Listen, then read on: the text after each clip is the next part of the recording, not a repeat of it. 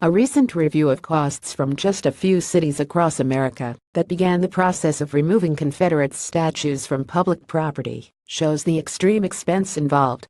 Costs include both the actual removal costs and the police and public safety costs as cities send out police officers to keep protesters at bay while the destruction of the monuments commences. One of the first cities to indulge the left's desire to destroy Confederate monuments was New Orleans. Early this year, the city began the process of removing the statues, but initially insisted a private citizen was footing the bill for the removal. While some of those costs were supposed to be taken on by a citizen of the city budget was also burdened with a whopping cost of $2.1 million, CNN reported in June. The extra costs came in city employee overtime costs, police overtime costs, and fees related to the court cases that the removal of the statues forced onto the city. New Orleans even had to shell out $50,000 to build a storage facility to store the 4 large statues. Fox News reported about another group of cities that incurred similar costs. San Antonio, Texas, recently reported that it spent $258,680 to remove a Confederate statue from Travis Park.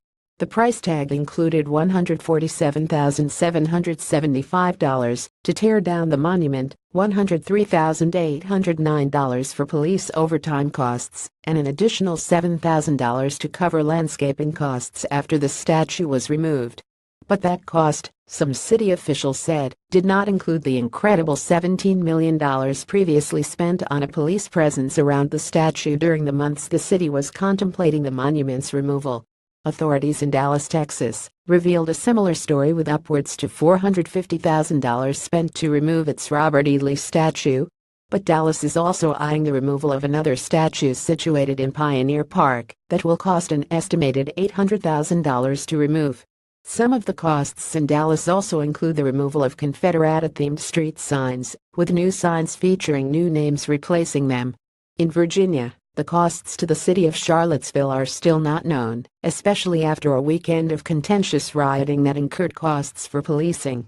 But before the riot that resulted in 1 death, the city was claiming that the removal of the statues could top $700,000.